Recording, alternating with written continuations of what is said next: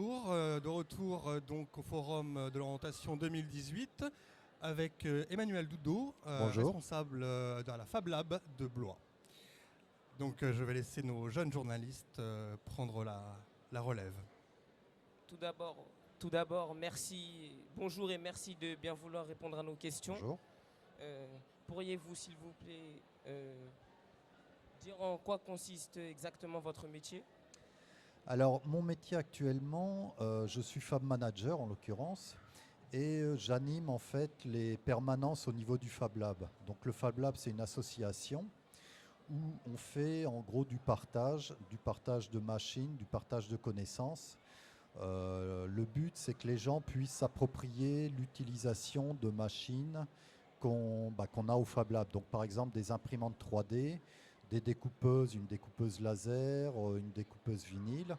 Le but, c'est que les gens puissent en fait réaliser pratiquement des objets avec les différentes machines qu'on a. Et mon boulot, en l'occurrence, c'est déjà de faire les ouvertures au public, d'animer des ateliers, par exemple, avec des jeunes qu'on reçoit, des jeunes dans le cadre du contrat ville de Blois qui viendraient du quartier, et travailler avec des professionnels aussi pour, par exemple, les formations sur l'aide, comment utiliser les machines, et aussi les adhérents, puisque c'est une association, on a des adhérents, pour qu'ils puissent travailler en commun et utiliser les machines. Donc voilà un peu mon activité au niveau du Fab Lab. Quelle formation professionnelle avez-vous suivi pour exercer ce métier ? Alors, moi, à la base, je suis ingénieur. J'ai fait une formation il y a un certain temps d'ailleurs. J'ai fait une préparation, 2 ans de classe préparatoire, et ensuite, passage de concours et une école d'ingénieur sur Toulouse. Donc j'ai fait construction aéronautique, mais il se trouve que bien qu'ayant eu une formation dans l'aéronautique, après j'ai évolué dans différentes... en fait, je suis Fab Manager depuis 2017, mais j'ai travaillé dans l'industrie, j'ai travaillé chez Delphi, en l'occurrence à Blois, qui est en l'occurrence du domaine automobile. Donc la formation que j'ai eue à la base, qui remonte quand même aux années 90, on va dire, m'ont servi, qui était une formation assez, on va dire, généraliste, m'a quand même servi à pouvoir évoluer de l'aéronautique vers l'automobile, mais toujours en restant dans le domaine technique, en fait. D'accord. Et qu'est-ce qui vous a donné envie de vous lancer dedans ? Qu'est-ce qui m'a donné de mon... En fait, j'ai changé récemment, j'étais dans l'industrie en tant qu'employé, et à la suite d'un plan social, j'ai évolué vers création d'entreprise. Donc ça, c'est une deuxième casquette, on va dire. J'ai créé une entreprise il y a début 2017, un bureau d'études en l'occurrence. Et depuis octobre aussi, vu que je suis implanté au Lab, qui est un pôle d'activité créé par l'Aglopolis, il y a une pépinière d'entreprise, il y a un coworking, il y a le Fab Lab, il y a des organismes de formation. Tout ça, ça tourne en fait autour de l'entreprise pour aider justement les gens à entreprendre. Et je me suis installé ici suite à un PSE en l'occurrence. Et c'est aussi très lié à l'activité au niveau du Fab Lab, parce qu'au niveau du Fab Lab, on voit aussi venir des gens qui ont des besoins, alors éventuellement de bricolage ou de développement, mais qui sont liés aussi à la création d'entreprises, à la création, je dirais, de choses techniques dont ils pourraient avoir besoin en termes de support. Donc on est à même de leur proposer un support au niveau technique, tout comme en fait on fait de la formation pour utiliser des machines. D'accord. En quoi ce métier vous plaît-il ? Ce qui est intéressant, c'est que c'est technique. Donc on apprend des choses. Moi, par exemple, avant de venir au Fab Lab, j'avais jamais utilisé d'imprimante 3D. J'avais jamais découpé avec une découpeuse laser. Tout ça, c'est des choses que j'ai appris au Fab Lab. Mais je dirais tout au cours dans l'industrie, même dans les différents postes que j'ai pu avoir, ce qui est intéressant, c'est qu'on apprend tous les jours. Là, depuis 2017, j'ai aussi créé mon entreprise et c'est aussi l'occasion en fait d'apprendre tous les aspects budget d'une entreprise, les aspects communication sur comment aller démarcher des clients, c'est des aspects gestion de budget. On en apprend tous les jours en fait. C'est vrai que ça fait beaucoup d'activités, plus la communication sur les réseaux sociaux parce que on passe d'un statut d'employé où il n'y a pas besoin de faire de communication parce qu'il y a d'autres services qui s'en chargent, pas besoin de faire de finance parce que d'autres le font. Là, en fait, il faut tout faire. Et c'est vrai que cette activité-là, c'est aussi un peu la même chose au niveau du Fab Lab. C'est-à-dire que la communication, il faut faire des articles pour le site internet, il faut se faire connaître. Il faut aussi gérer les achats ou les rentrées d'argent parce que l'association, finalement, on a aussi des problèmes financiers. Là, en l'occurrence, le poste, c'est un poste c'est une permanence. Donc il faut la financer. Il y a des appels à projets. Il y a des appels à projets avec la ville de Blois pour des projets qu'on va faire avec les jeunes. Ça inclut aussi pas mal de boulot, alors on va dire de paperasse, mais des dossiers à faire. Il y a pas mal de choses aussi comme ça qu'il faut faire et qui sont nouvelles. Mais bon, c'est un aspect du boulot, ça fait partie du boulot. D'accord. Et pour les années à venir, est-ce que vous songez à changer de travail? J'ai déjà donné en 2017 là. Donc je suis encore en plein dedans. C'est vrai que chez Delphi, j'avais un poste j'étais employé, j'étais ingénieur chez Delphi, donc on va dire c'était un peu la routine. Bon, c'est un poste on a un boulot, on évolue aussi au cours du temps, mais c'est assez simple, on va dire.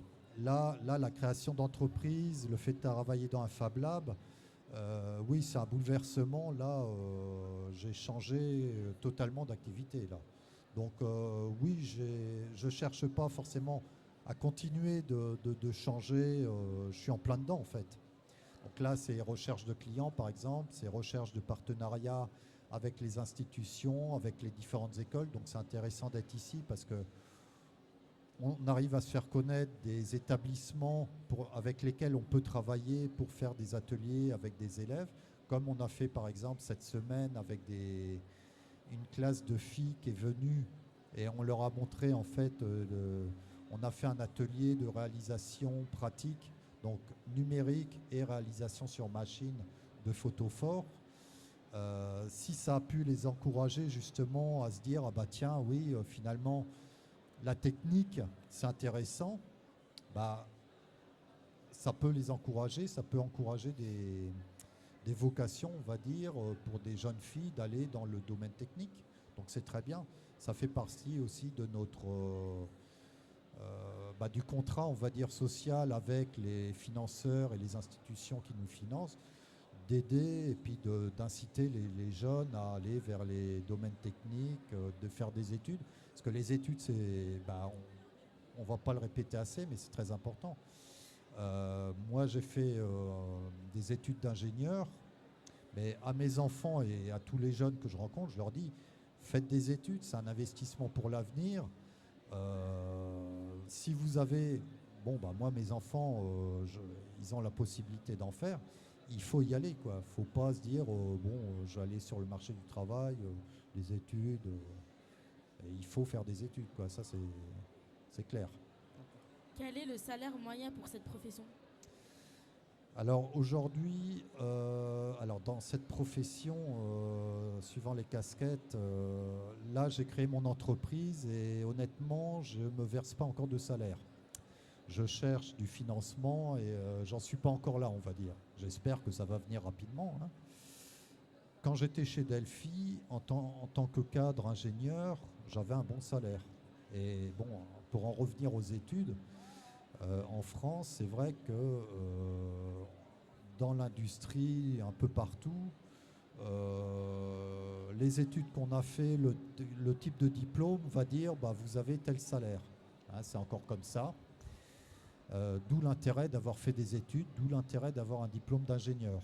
Parce que clairement, quelqu'un qui ferait éventuellement le même boulot ou la même activité, mais qui aurait fait des études moins élevées, n'aura pas le même salaire, n'aura pas le même statut. Et aujourd'hui, le salaire moyen pour un cadre ingénieur dans une société privée, ça tourne à peu près à quelle hauteur? Alors par mois, de 2 à 4 000 euros par mois, suivant l'ancienneté, c'est assez variable. Hein, l'ancienneté, le diplôme, bien que mon diplôme, moi je l'ai passé, je l'ai eu en 89, mais ça, ce que j'ai appris à l'école, il y avait l'anglais qui me sert, et encore j'étais très mauvais. L'informatique en ce temps-là, c'était... Alors si, il y avait tout on va dire le background technique qui m'a servi à évoluer justement l'aéronautique, l'automobile. Mais discuter d'un diplôme 20 ans après, mais pourtant c'est pris en considération. Donc oui, mon diplôme d'ingénieur me sert et c'est grâce à lui que j'ai eu des salaires que j'ai eus. Donc c'est comme ça, quoi. D'accord. Et pourriez-vous nous donner des avantages et des inconvénients dans ce métier? Alors l'avantage, c'est que c'est très intéressant. On découvre des choses techniques. Alors il y a l'aspect technique, effectivement, qui est très intéressant. Surtout aujourd'hui, au niveau numérique, nous, on baigne dans le numérique. Donc, le numérique explose, on peut aller dans toutes les directions, ça c'est une chose. Là où c'est intéressant, c'est qu'on a les aspects communication avec les institutions, justement pour les dossiers, pour les partenariats. C'est des relations qui se construisent au fur et à mesure. Au fur et à mesure, on se fait connaître des différents interlocuteurs. Donc ça se fait pas en 5 minutes. C'est au fur et à mesure des actions qu'on fait justement avec les ateliers, avec la ville, avec Aglopolis. On fait des choses et on se fait connaître au fur et à mesure. C'est un travail, je dirais, pas de longue haleine, mais ça se fait au cours du temps. Donc ça, c'est intéressant. Et puis, il y a les aspects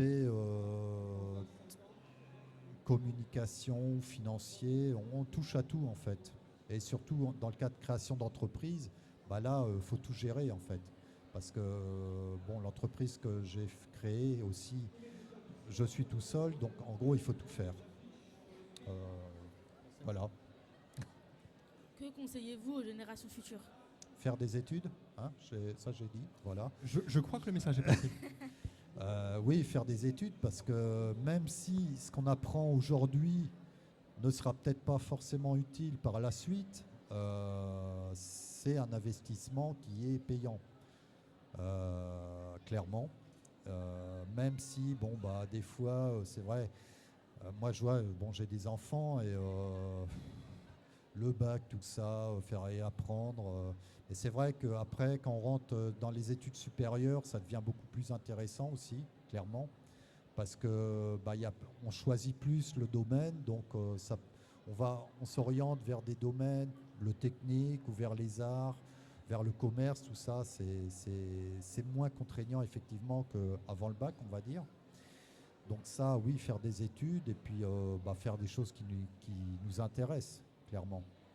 Et toujours garder un esprit ouvert, on va dire, pour apprendre, parce que même quand on a fini les études, on apprend toujours des choses. Le jour où on n'apprend plus, là, il faut changer, quoi. C'est là où on faut se dire, je suis plus à ma place, quoi.